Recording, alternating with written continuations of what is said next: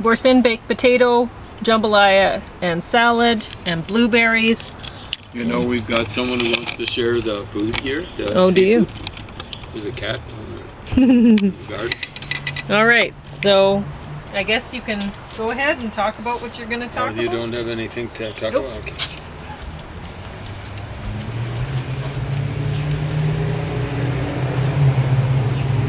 Most of the stuff I don't find that I really want to talk about it, but it has to be said. Red Badge of Courage, I basically covered that. Seems to be a fairly accurate portrayal of fighting that took place in the Civil War. Civil War Dictionary talked about this. It's actually maybe important reading. There's a lot of biographies. Maybe the majority of it is biographies, most of them quite short, of some of the leaders of, in the case of the Confederate Army, misleaders. And I'm going to actually maybe talk about that. Ulysses S. Grant. It's the best leader by far to come out of the, aside maybe from Sheridan and Sherman, come out of the Civil War. He had more manpower and more firepower than the leaders from the South.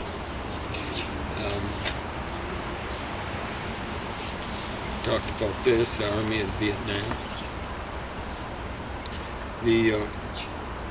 The general gets one thing wrong, like he's, the fellow who wrote this book, he suggests the Americans were maybe too brutal when it came to repopulating people in the peasants in compounds and stuff like that. Noam Chomsky made a point.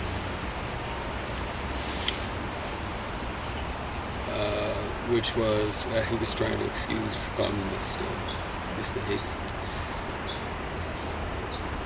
And he was saying it's not a war crime if you're just making mistakes or if your intentions are good. The communists do, Noam, are you listening? Taking notes? I know you've been too busy lecturing people, either in real lectures or in some of the little diatribes that you've written, and they all seem to get published.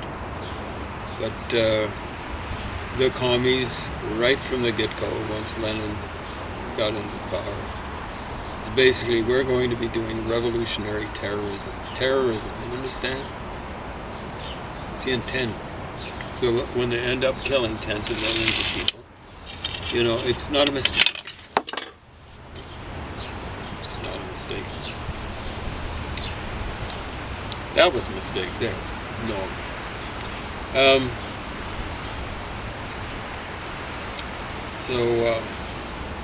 Noam's, one of his other famous, perhaps it should be infamous, quotes is, we, presumably the capitalists, the United States, of course. I don't know if he's an anarchist or a fellow traveler, a social democrat, but we have to be 10 times better. Well, don't tell that to the Americans. Like when it comes to handling domestic dissent, they've been,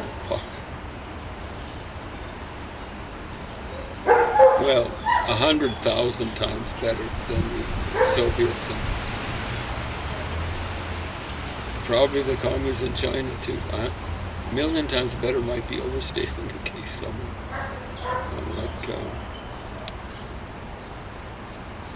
The commies killed so many people in Russia, just in the space of a few years. So, if Americans heard that, then they might start looking for dissidents. We'd better get up to the point where we're 10 times better than instead of being 100,000 times, 10 times better would be like million times better than the commies. We better catch up with them. Stupid. So were you taking notes there? Noam Chomsky. First thing, Noam dumb. Okay, you're dumb. You're one of the reasons, you and your ilk, one of the reasons why socialism is so unpopular in the United States. Because of fellow travelers like you. Anyway, Civil War Dictionary. I've dealt with this quite a bit, but I haven't exhausted it. I was talking about how I found so many biographies of people with German names. Now, many of them ended up in Pennsylvania, and they were born in Pennsylvania.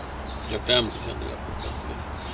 But one of the things that really surprised me was how many people born in Germany ended up fighting. Almost all of them.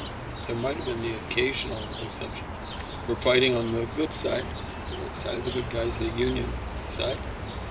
And most of those folks there was a Hungarian too, at least one. They'd fought in the war, the revolutions of 1848. They were on the losing side, and they got out alive, and they ended up in the United States, and they ended up fighting against slavery in the United States. Very good, very impressive. So I'm talking about generals, people who had presumably a lot of competence. I haven't found too many signs that they were incompetent. A lot of the leaders of the Union side initially were incompetent. One, McClellan, apparently was quite highly considered, and he ended up being dismissed. He was not a very good appointee for what the Union had to do, which was fight an offensive battle and not a defensive battle. McClellan looked to have been very good at fighting defensive battles. He should have actually, given his skills, he should have been fighting for the South, just his skill. Of course, anyone who was fighting for the South, particularly the generals who should have known better, shouldn't have been fighting for the South, because that was just fighting to perpetrate and spread, actually, evil. It wasn't just to maintain slave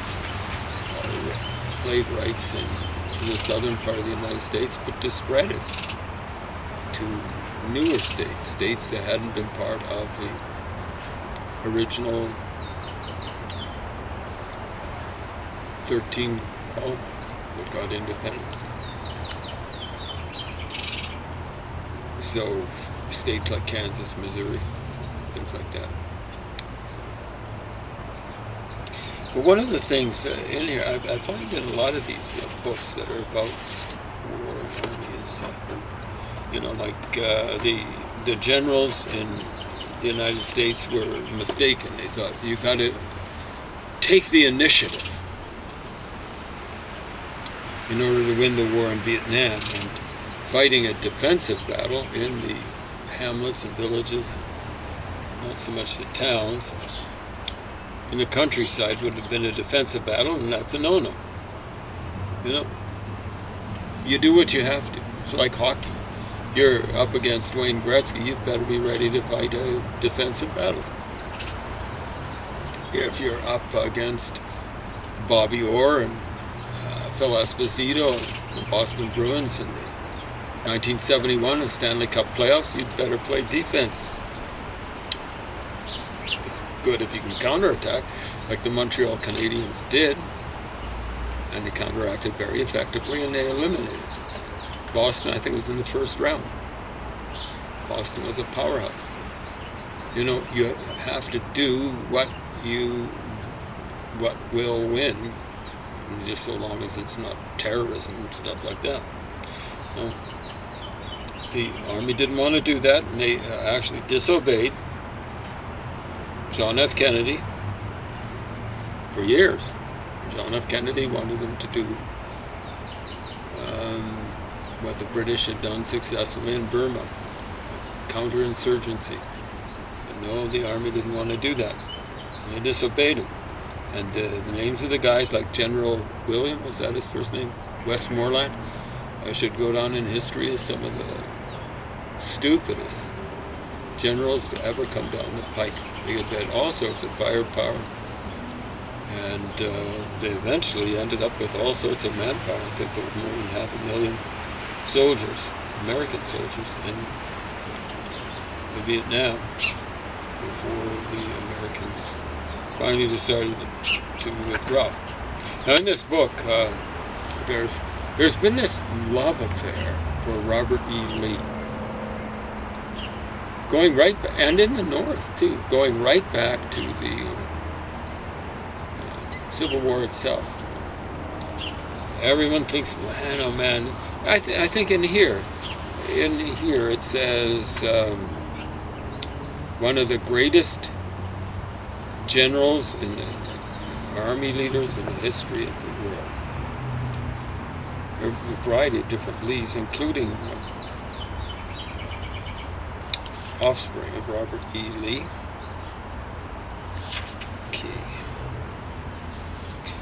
Okay. Now, yeah, here. One of the most, this is Robert E. Lee. One of the most aggressive and pugnacious generals in history. His military successes were due primarily to an ability to determine his enemy's strengths and dispositions, the way things are arranged out in the battlefield, predict his movements, and to maintain the initiative. His famous cavalry leader, Jeb Stuart, kept him informed of the enemy's activities. His great corps commanders, Stonewall Jackson and Longstreet, were able to execute his audacious plans with speed and skill. After achieving his military masterpiece at Chancellorsville, Lee's army was too weakened by the death of Jackson. Go out and do this aggressive stuff. So that's Stonewall Jackson. By the death of Jackson and dwindling supplies of manpower and material ever to recover its former combat effectiveness. You've got to be able to, first of all, you don't lose people who, you just don't go and lose generals who've got some ability. You don't go beyond what you can do in terms of logistics. So dwindling supplies of manpower and material. So why is he losing? So he's losing materiel. He's got a smaller industrial base. It's not really industry, but productive base to produce not just arms, but food and stuff like that. But see, he's one of the most aggressive and pugnacious generals in history. And here, after achieving his military masterpiece at Chancellorsville, Lee's army was too weakened by the death of Jackson and dwindling supplies of manpower. Well, what's causing the dwindling supplies of manpower? Robert E. Lee and company.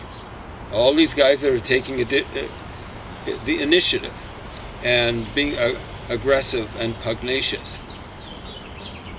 A smart general would have husband or whatever, spoused his supplies and of manpower and of ammunition, and not gone out and taken the initiative.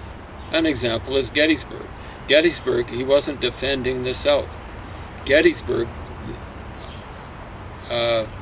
they were actually trying to go to Philadelphia. It's in the north. It's in Pennsylvania. Gettysburg is in Pennsylvania. It's just across the border. But one of the Confederate generals was actually up threatening Harrisburg, which is, and it might have been then, but it's the capital of Pennsylvania. Was it Hood who was way up there? Let's check. battlefield.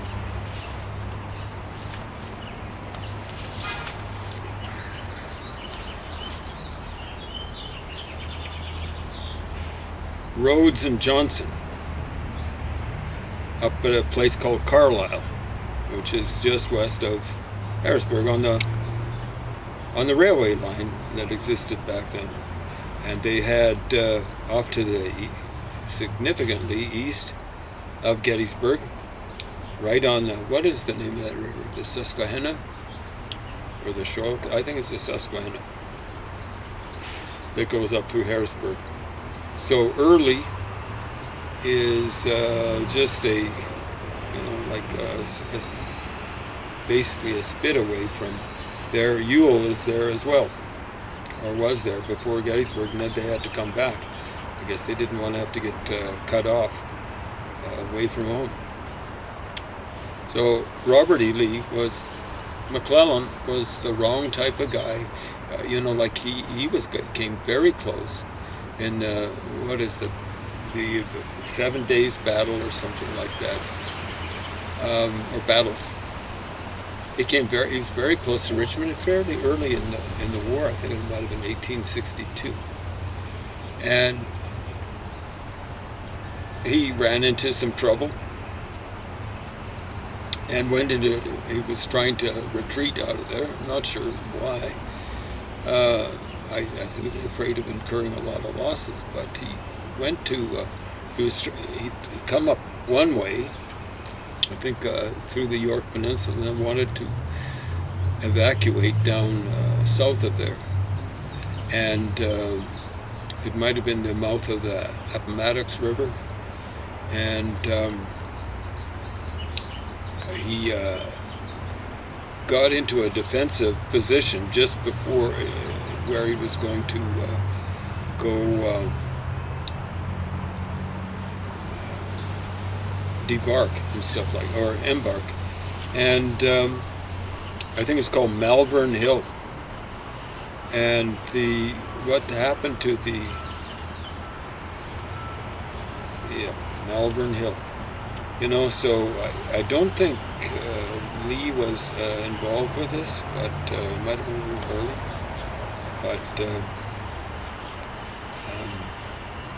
Longstreet, Magruder, these are famous names. D.H. Hill, I think there's a army base named after either him or A.P. Hill. This is in Virginia. It's absolutely shameful. He's a bad guy. So Malvern Hill lasted the 7 days battles of the Peninsular Campaign. So it was 62, like I was saying, not 1962, 1862. And so here's how it goes. Lee was involved. So Lee had been warned by Reverend L.W. Allen, a member of D.H. Hill's staff who was familiar with the region, that Malvern Hill could be made almost impregnable if McClellan chose to defend it. Well, McClellan's a stranger there, okay? And he's picked out Malvern Hill. Lee, nevertheless, determined to attack it because he's pugnacious and aggressive and takes the initiative, right? Apparently overestimating the damage the Army of the Potomac had suffered in its change of base. So the Army of the Potomac is McClellan and company, the Union guys. So he's overestimated stuff. He's supposed to be a great general, right?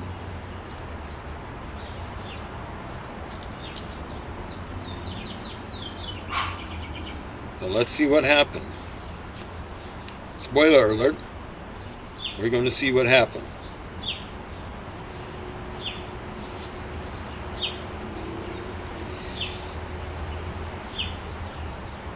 So although Porter and Hunt advised holding the position and possibly counterattacking, these are Union guys, after what happened on Malvern Hill, McClellan withdrew that night to his new base at Harrison's Landing, which is on the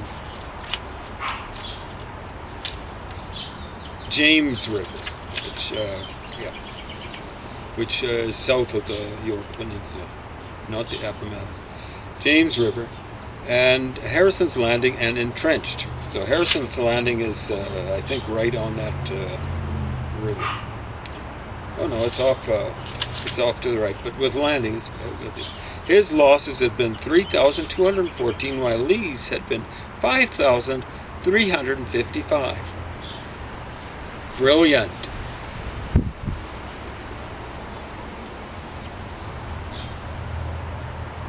So what were their comparative strengths? Livermore combines the battles of 29th of June through 1st of July and puts the opposing strengths at 83,345 Federals and 86,784 Confederates. So basically the same number of people, but Lee ended up losing over 5,000, and McClellan loses only 3,000. Now McClellan probably shouldn't. I suspect he was set on this wild goose chase by the feds, like his political leaders.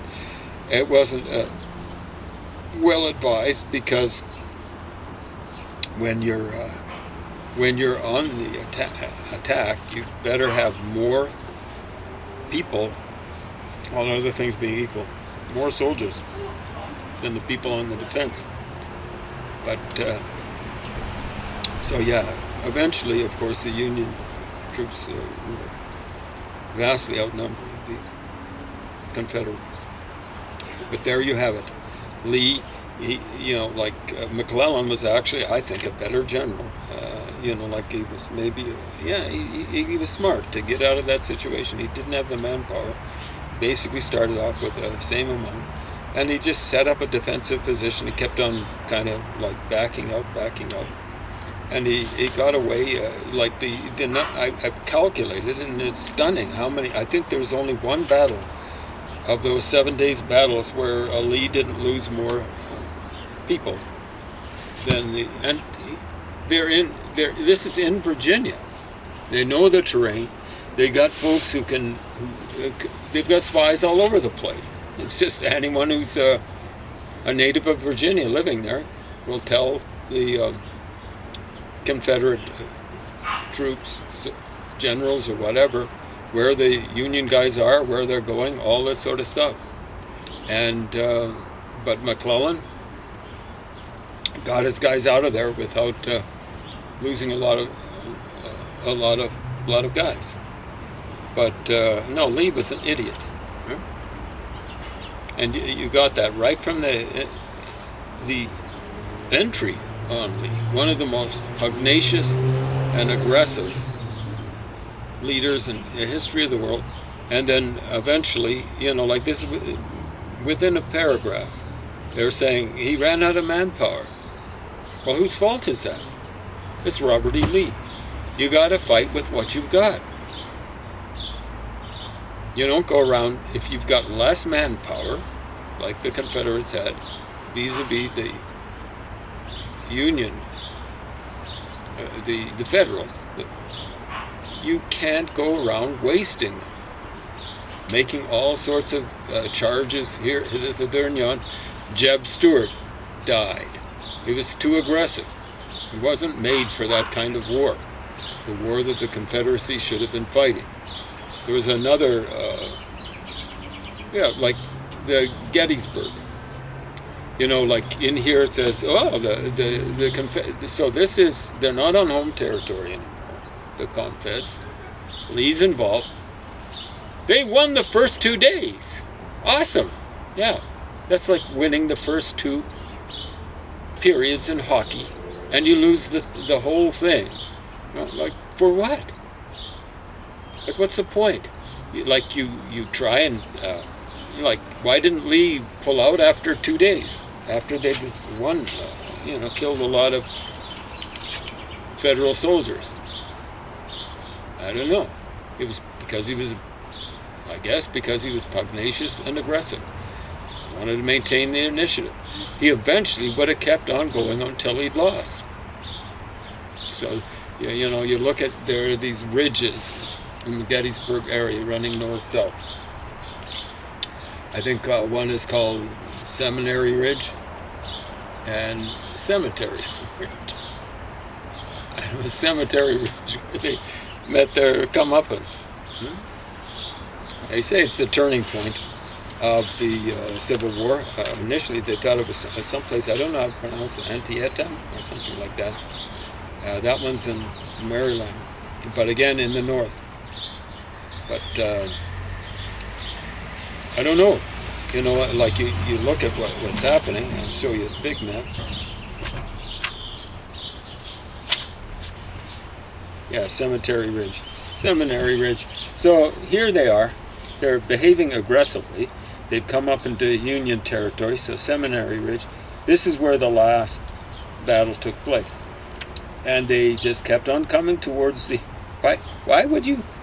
You know, like you won the first 2 days, why would you keep on coming up something called Cemetery Ridge? And this is where they met their comeuppance. You know, it's like a wave. And the last wave kind of retreated. And they kept on retreating. It was stupid.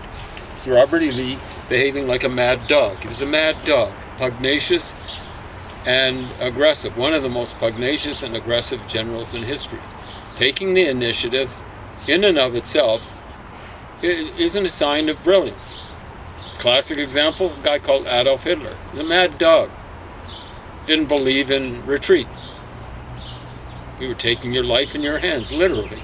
If you're a general and retreated when he told you not to.